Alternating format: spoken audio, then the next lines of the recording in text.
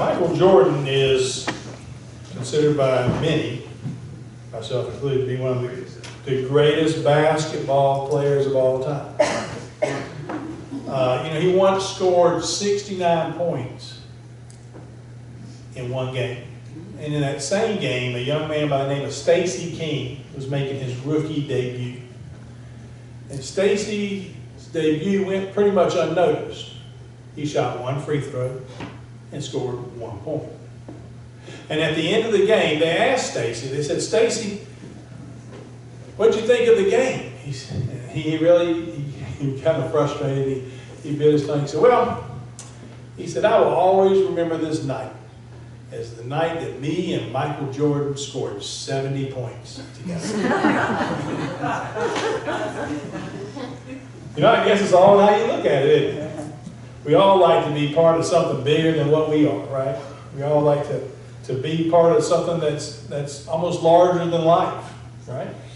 I think we choose to cheer for those people like that. But, even as great as Michael Jordan was, there was a book written by John Elliott called Overachievement. And I'm going to quote from his book because I don't want to, these aren't my words. I want you to know when he's talking about Michael Jordan. He claims that Michael Jordan was not really a very gifted basketball player at all. He said, and this is his words, he said, for example, Michael Jordan ranked 9th in the NBA for field goals made and 18th in total points. He never ranked first in any major NBA statistic. Even in his prime, Jordan was not the fastest or the most accurate shooter. He certainly was not a rebounder or brilliant at defense. Those are his words. And while that's true, Michael Jordan is considered what? Well, at least the greatest player of his era, correct?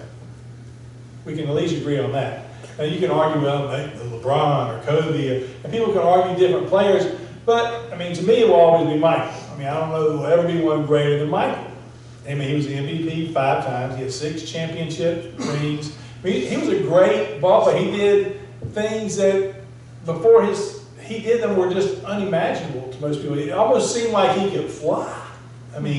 Even though his airtime was similar to most people, just the way he did it just made it seem like incredible. And you'd love to watch him play, right? You love to watch it because you knew something spectacular was going to happen just any moment. That he was just going to do something fantastic. And you have to wonder if he really wasn't that gifted a ball player, then how did that happen? How did he become the greatest of all time? Was it his passion for the game? Or maybe his confidence? Or maybe it was just determination. How do you think he became? I'd say it's probably all 3. Had something to do with it. We all know the story of Michael Jordan getting cut from his high school varsity basketball team.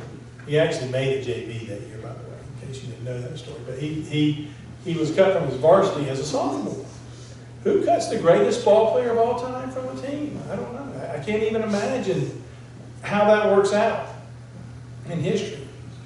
But we like to cheer for those people, don't we? We like to see them excel. We like not only the Michael Jordans, but other people in other areas of life. People, that are just very successful. We like to see people succeed. We like to see people achieve things that we never dreamed possible, or maybe was out of their realm. Either whether it's in business or just in life, people come from nowhere and all of a sudden they achieve greatness. And we like to be a part of that. I think that's why a lot of times we'll cheer for the underdog, right? There's such an attraction to cheer for that underdog to become great, to do more than. Because we find ourselves in there in some ways, don't we? We find ourselves as the underdog, and that some way we too would like to be that overachiever, that hero, that someone who's bigger than life. Someone who was bigger than life to President John F. Kennedy was his grandfather. His name was Fitzgerald. And he loved to hear stories about his grandfather in his early days. And one of the stories his grandfather told him was back when they were in Ireland, and they would walk home from school. One of the big things was that the boys, as they walked along, would challenge each other to climb the stone wall, to climb over the stone walls that lined the pathways. And, you know, they would take the dare and they would climb. And sometimes, though, the wall was kind of scary. The wall seemed almost unclimbable. So what he would do to motivate himself is this, is that when he came to a wall and someone dared him to climb, and it didn't seem like it was something he could do, that he didn't know if he'd be able to make it over, he would take his hat, his cap, so to speak, not like a ball cap, but his cap of the day, you know, kind of, and he would throw it over the wall. And you say, well, what difference does that make? Well, back in those days, you knew you didn't come home without your cap. There was going to be some unhappy parents if you came home and you had lost your cap. So it was his motivation. Now he had to go get the cap. You see, he threw his cap over the wall, so he would have to go get it. He no longer had a choice of whether or not he wanted to do it, or whether or not he was afraid to do it, or he had the capabilities. It wasn't a question of that. It was a matter of, I have to get my cap back.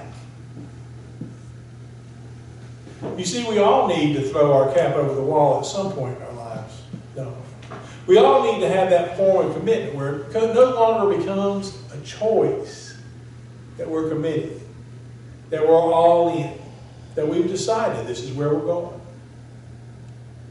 And nothing, no obstacle is going to stand in our way. You see, we all need to throw that cap over the wall at some point. I remember, some of you remember, most of you should know the story, Charles Ledbetter across the Atlantic. But you know, when he left, and he was flying over those last pieces of land in Nova Scotia and Newfoundland, that, you know, he would look down and he saw little patches of opening as he looked at the landscape. He said, well, if there was an emergency, I could land my plane right there. Or there was a narrow piece of beach, and if I had to, I could land there. And as he'd go over a patch of trees, he said, well, there's another place. And he was always looking to see where, if he needed to, he could land his plane, until after a while there was no more land. There was nothing but ocean. He had thrown his cap over the wall. He was committed. He was there, right? He had no more choice. He had made up his mind, and now he was carrying through with what he had decided to do. But there was no safety. You see, because throwing your cap over the wall means sometimes you have to get out of that comfortable seat, that place of safety, that place that you know to be comfortable. You know, that's not easy to do, is it? We all like that comfortable recliner, you know, the one that fits us, you know, that one seat. I don't know if any of y'all watch Big Bang Theory. Sheldon has that one seat. It's his seat. It's the only place he can sit in the whole room. Nobody else can sit there. That's his seat. And a lot of us have, you remember Archie Bunker had that seat, you know, remember that? Yeah, nobody sat in his seat. You know, we all have that seat. It's comfortable. We don't like to leave it. We like to be in a comfortable place, but throwing your cap over the wall requires you to get out of that comfortable place and to go places that is outside your box. It's going to be challenging. It's going to be rewarding, but it's going to be challenging to go there, right? It requires faith, doesn't it, to throw your cap over the wall. It requires a belief that you can achieve, and nothing's going to hold you back. Remember when Gideon was going to fight the Midians, and God told him, send some of your troops home. You got too many troops. Send some troops home. We only need about 300 guys. Send the rest of them home. Now, I'm not a general, and I really have very little military training, but that doesn't sound like a good idea to me.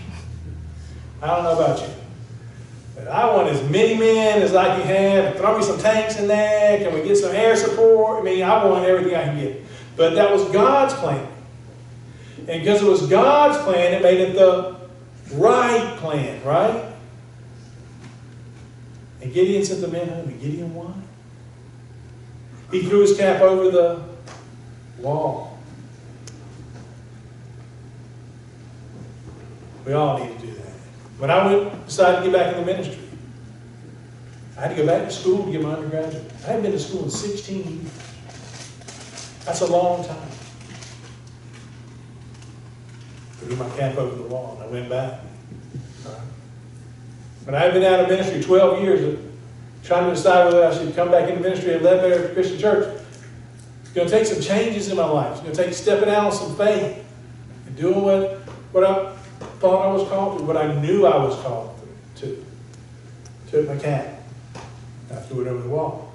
Because I knew it was the right thing to do. I knew it was God's plan, and I was acting in God's plan. And if I was acting in God's plan,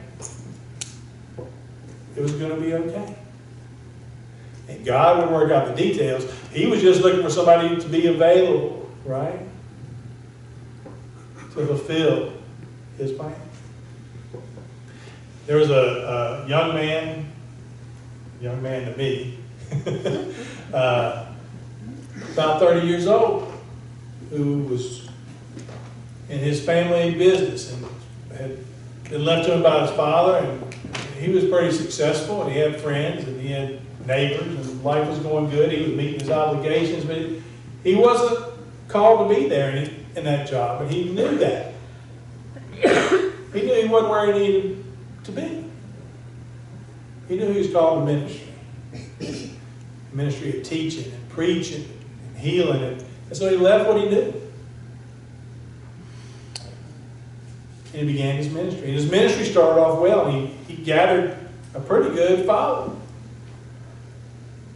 He had a group of advisors, a group of people who hung out with, but then he also had people just followed him around from place to place.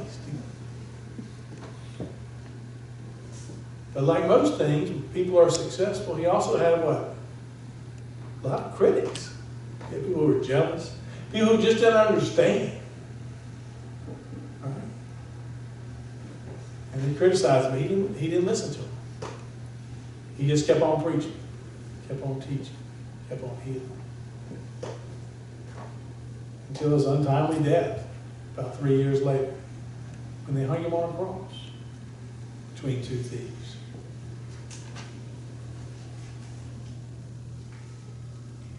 Now that wouldn't seem like a very successful life if we viewed it from a human standpoint. But as it came to be known, and on the third day he rose again, it wasn't a human thing, it was a God thing. And it was the most successful life ever lived on this planet. And it changed the world forever. It not only saved the world, but it changed the world. Jesus threw his cap over the wall. He was all in. And even though at times he felt deserted by God, by his fellow man, he continued on the journey.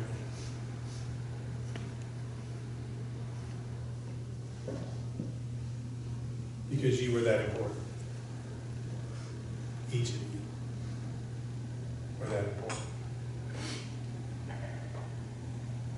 It's something to have somebody that committed to you, isn't it? That they'd give their life for you. It's amazing. It's truly amazing. But like all things, or all people, or all stories, Jesus had his critics too, right? We hear in today's story, his mother and his brothers came to take charge of him. He's crazy. He said, that was mine. Don't pay him. Fine. The teachers from Jerusalem said, he's filled with the devil. Yeah. Criticism hurts, but sometimes it hurts most when it comes from people who we love the most, right? Sometimes you have to understand that they're not going to understand exactly what you're going through. As well-intended as they are, they may not understand.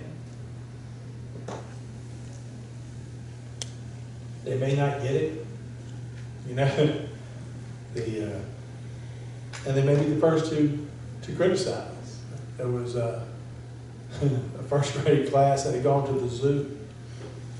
And as they did, they went around to each cage, and the teacher would ask one of the students, identify the animal. And they went and they saw the camel, and she asked the first one, camel, that's a camel. He said, that's right, that is a camel. Good job. And they went to the next cage, and there was a lion there. He asked, that's a lion. He roared, "Rah!" He said, "That's right, that is a lion. Good job, good job." And then they went to the next one, and it was a giraffe. And he said, "What's a giraffe? He's got a long neck. And very good, that is a giraffe." And then so it went. They got to almost to the end. And they came across a deer. And she asked Johnny, I said, "Johnny, what's that?" And poor Johnny. He couldn't think of it. He just didn't know. So the teacher, trying to help him out, said, "You know, it's what your mom calls your dad." And his eyes lit up. He said, "So that's what a baboon looks like."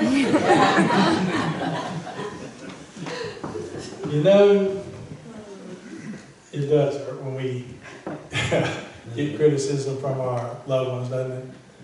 And you may never have been called a baboon, but still, words of criticism sometimes hurt. And you have to wonder how that felt to Jesus to have his family criticizing him, to doubt him. But he went and worked through it, right? He made it through it.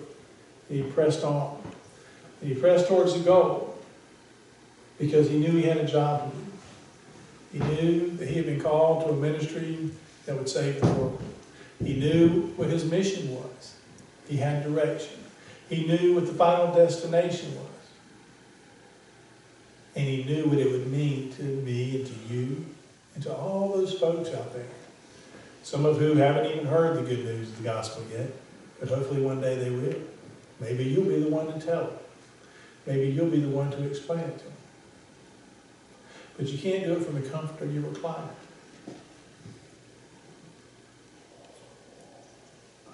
That's the sad news. Wouldn't it be nice if they just all come by and I could catch them at commercial and say, "You heard the gospel, wait a minute, the show's starting again." But wouldn't it be nice if we could just sit there in our recliner and watch TV and then the people would just come by and we could witness to them as they came in, and at commercials, of course, because we don't want to interrupt our favorite TV shows, because that's where I'm comfortable, sitting on the couch with a remote in my hand, with my feet kicked up, and a glass of tea right there on the side. Yeah, it's just a perfect life. But that's not the way life works, is it? Sometimes we got to get out of that comfort zone. We got to leave what's comfortable for us to answer the call. We have to be more than what we are so we can be overachievers like Michael Jordan.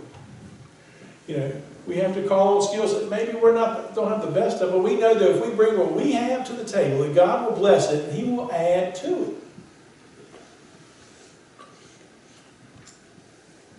it.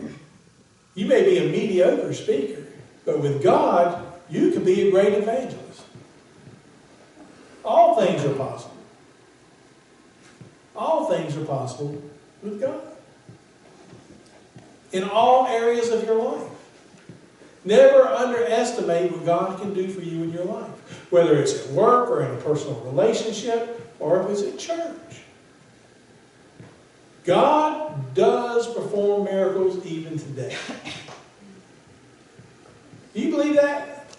Yes. It's critical that you believe. Do you believe that? Yeah. Yes. I believe that too. I believe He's working each and every second of each and every day, and He's doing some unbelievable things with people who are just underachievers, but through Him become overachievers. Because they're willing to take their cap and throw it over the wall and be committed. Now, those are great words. And unfortunately, a lot of times, great words fall on deaf ears because people confuse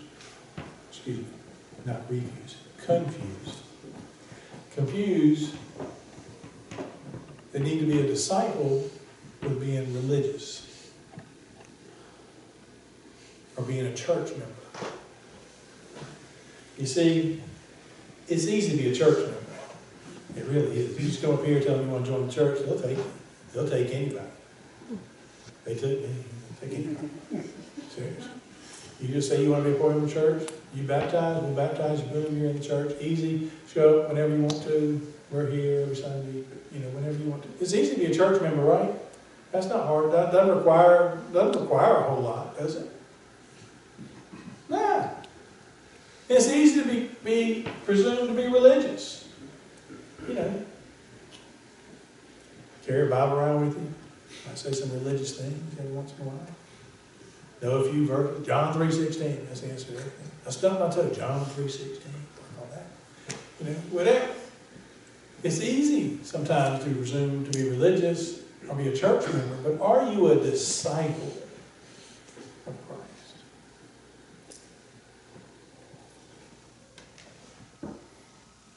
Because that requires work.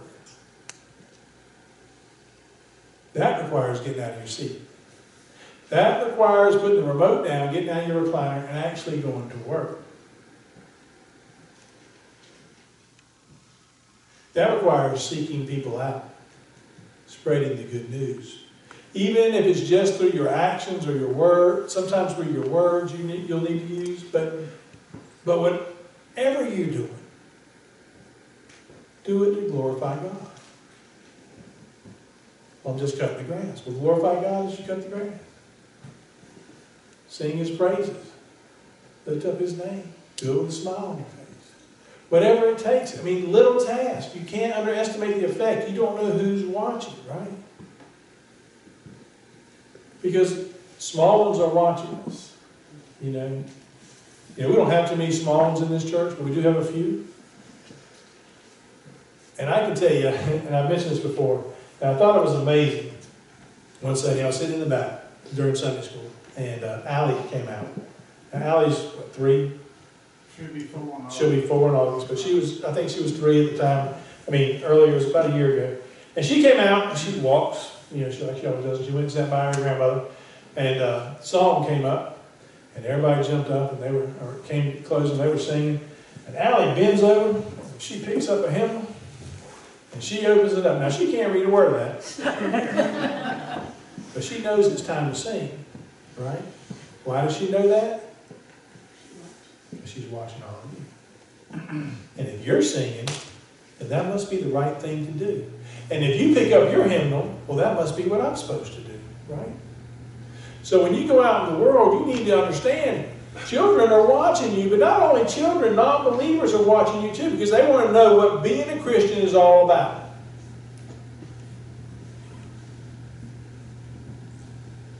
And so the question you need to ask yourself is this.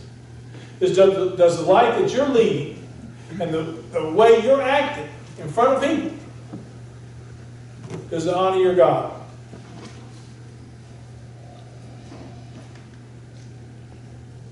Are you committed to being a disciple? Are you acting Christ-like when you see the homeless person? Are you acting Christ-like when somebody comes to you and they need somebody to talk to? Or you say, I'm sorry, gotta go. I'll pray for you. I'll pray for you. That's what I'll do. And that's good that you'll pray for them, but sometimes they need more than prayer. Sometimes they need a shoulder to cry on. They need someone to talk things out with. They need advice. Sometimes they need more than prayer. Sometimes you are the answer to the prayer. You are the person that God put in their life to answer that prayer. But that requires something, doesn't it? That requires you to throw your cap over the wall. That requires you to be in that all-in mode, right? It's not easy, but it's worth the journey. Christ's life wasn't easy, but it was worth the journey. But we need to put all of ourselves into it to make it work. There was a high jumper who set a world record. They said, "How'd you do it? How'd you get over that height?" He said, "Well, I threw my heart over the bar and I just followed it." I think that speaks loudly to me. And what we need to do, we need to take our heart, we need to throw it over the bar. We need to throw it over the wall and be that committed. Let nothing stand in our way. That we may be the disciples that we should be. I hope people criticize me. I hope they talk bad about me. If I'm following God's will. Because I know I'm doing what I'm supposed to do. and let no obstacle stand in my way to fulfilling what God has planned for my life and for your life. Now the question is, are you willing to throw your hat over the wall? And I pray that you are. And I hope that you have. If you haven't, toss that hat. Toss it today. Be all in. Be committed to be the disciples that we need to be. And all that who were in agreement said, Amen. Amen.